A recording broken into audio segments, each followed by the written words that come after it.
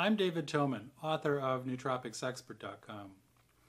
And in this video, I'm going to share with you what I know about ashwagandha, what it is, why we use it, the science behind it, dosage, and possible side effects. Ashwagandha is one of the most powerful herbs in Ayurvedic healing. This ancient remedy has remarkable stress-relieving properties and stands shoulder to shoulder with some of the most potent drugs used to treat depression and anxiety.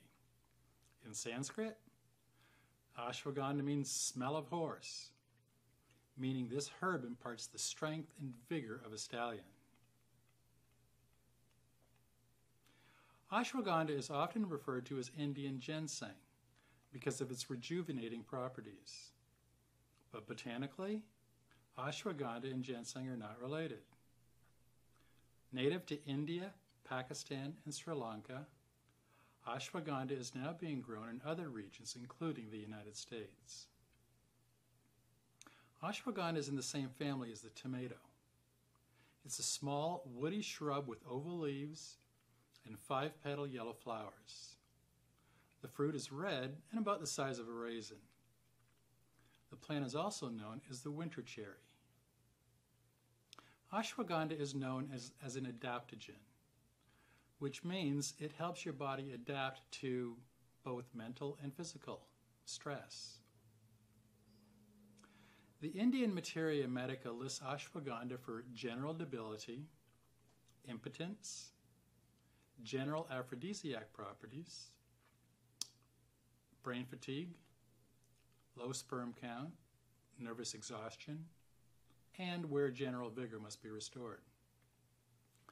Ashwagandha extract has been shown to be an effective antioxidant in the brain, clearing the cellular waste implicated in Alzheimer's disease.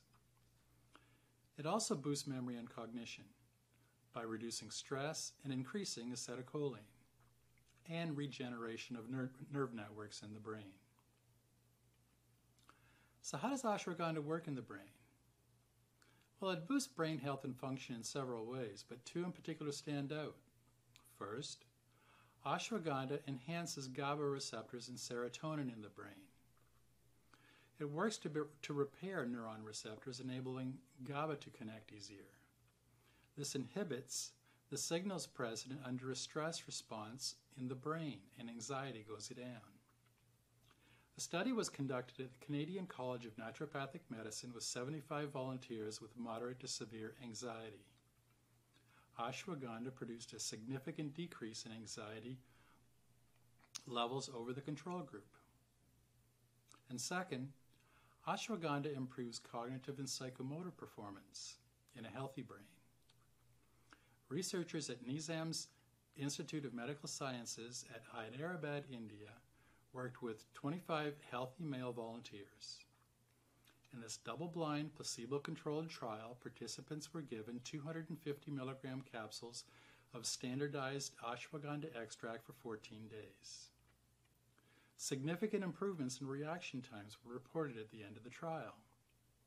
The study suggests that ashwagandha extract improves cognitive and psychomotor performance even when you're in the best of health. Now we're going to talk a little bit about how things go bad in the brain, because this affects pretty much all of us at one time or another, and it's about chronic stress. Chronic stress and cortisol can damage your brain.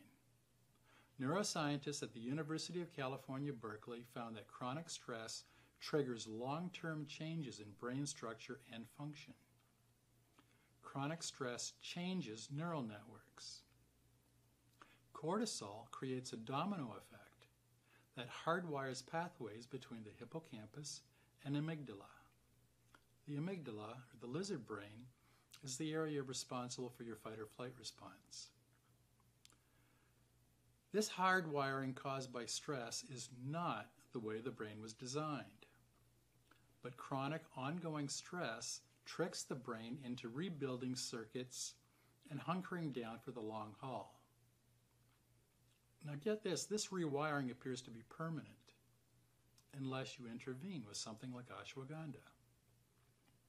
Chronic stress seems to flip a switch in the stem cells in the brain, and turns them into a type of cell that prevents connections to the prefrontal cortex, preventing improved learning and memory, and laying down the scaffolding that's linked to anxiety, depression, and PTSD, or post-traumatic stress disorder. To summarize, chronic stress coats neurons with myelin. Chronic stress reduces the number of neurons. Gray matter decreases and white matter increases. Under conditions of chronic stress and excess cortisol, your brain's neurons are coated or sheathed in myelin. Now, under healthy conditions, this sheathing is a protective measure. But this excessive sheathing is like an evolutionary measure used to reinforce the connection between the hippocampus and the amygdala, improving the flight or fight response during extended periods of threat or attack. In the modern world, chronic stress hijacks your fight or flight response system. It backfires in daily life in which you are not in physical danger. And this is where ashwagandha comes to the rescue. Ashwagandha undoes damage to the brain caused by chronic stress and keeps it healthy. Ashwagandha improves cognitive function. The glycowithanolides, one of the compounds found in this herb, reduces cortisol. And overall energy levels are enhanced through optimizing mitochondrial function. It also has a GABA mimicking effects in the brain, comparable to the effects of prescription benzodiazepines like lorazepam. Ashwagandha can also help prevent and repair damage caused by Alzheimer's, Parkinson's, and Huntington's disease through its antioxidant and inflammation-reducing mechanisms. Ashwagandha even provides protection and regeneration of neurons during opiate and heroin withdrawal, and eases withdrawal symptoms. In Ayurvedic medicine, Rasayana herbs are used to promote a youthful state of physical and mental health. The ancients considered Medhya Rasayana herbs to be working with a higher brain function. These are mind-rejuvenating herbs. Of the 8 or 9 most cherished herbal remedies, ashwagandha is the highest or most prominent of Ayurvedic Rasayana herbs, acting as an adaptogen, rejuvenating the nervous system, and boosting the body's resilience to stress. So how does ashwagandha actually feel when you take it? Well, ashwagandha users report when they use it as a stress reliever. If you're experiencing severe fatigue and brain fog, it's likely due to stress. Chronic or severe stress can disguise itself in many ways, including in feeling abnormally fatigued. You find that you're not sleeping well. You don't feel rested or refreshed when waking up in the morning, even after taking a sleeping pill. Many report a rapid change in energy and motivation as soon as they take ashwagandha. Others won't feel the effects for a couple of weeks before relief sets in. You'll know ashwagandha is working when you wake up in the morning feeling refreshed and eagerly looking forward to starting your day. Ashwagandha is a great anti-anxiety aid. As an anti-anxiety aid, users say that they feel their self-confidence has been restored. Your speech will feel more fluid and easier, especially in public settings. No more panic attacks. Ashwagandha is an antidepressant. Depression, even if it's not professionally diagnosed, can destroy your life. Ashwagandha users say it is the best antidepressant they've ever used. Their energy is restored, motivation is back, and they're able to focus. Ashwagandha works on many levels in the brain.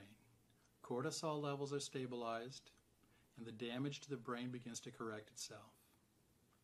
Acetylcholine levels rise, and you're able to think clearly again.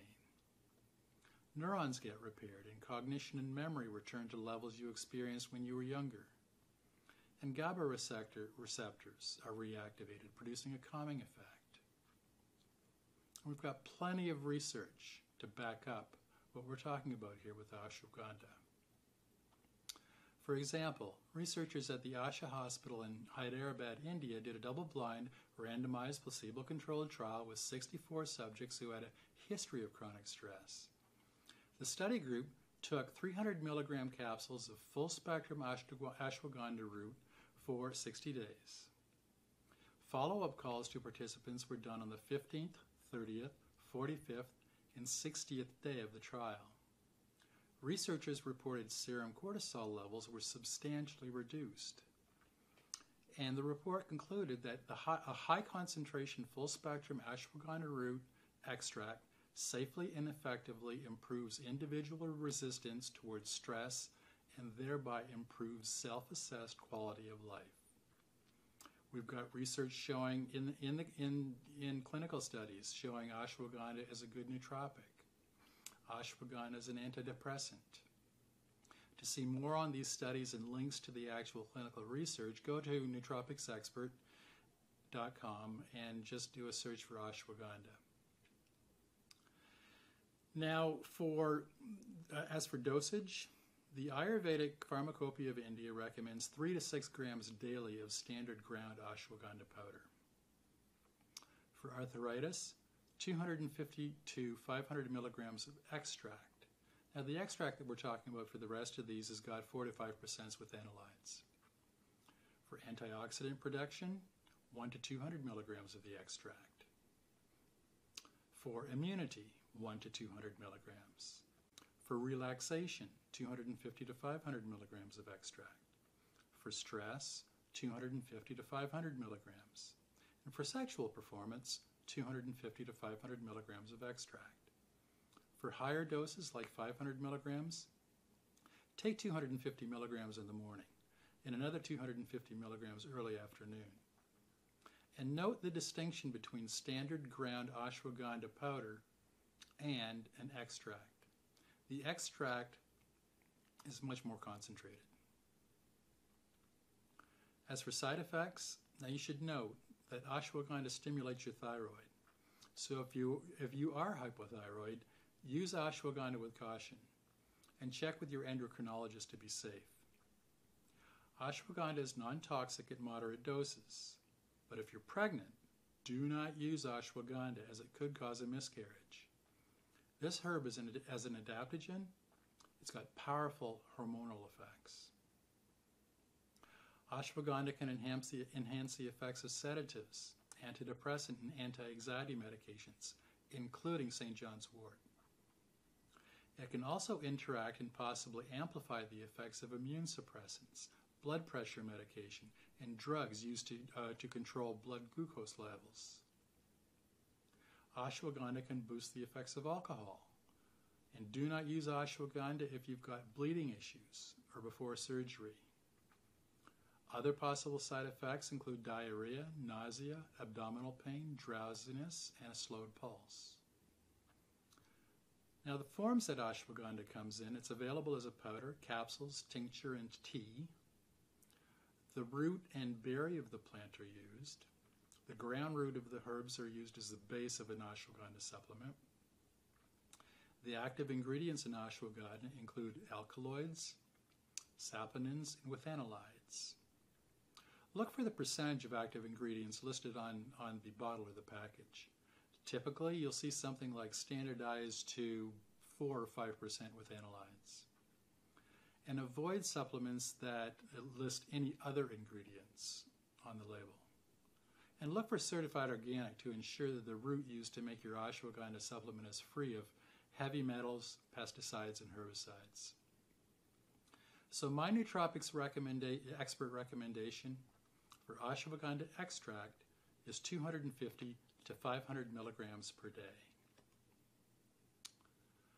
So that's my report on ashwagandha. If you want to see the links to the studies I talked about, go to nootropicsexpert.com and search for ashwagandha, or click on the link below this video. There you'll find a full transcript of this video, and you'll find dozens of articles on all the well-known nootropics on Nootropics Expert. If you have any questions, or you want to share your experience using ashwagandha, go to my article on Nootropics Expert and leave it in the comments section at the bottom of the article. We also have a growing forum on Nootropics Expert where you can go to talk about anything related to nootropics and optimizing your brain. If you want to see more videos on all the popular nootropics used today, subscribe to this channel before you leave. I'll be putting up new videos on nootropics and optimizing your brain every week. I'm David Toman, author of Nootropics Expert.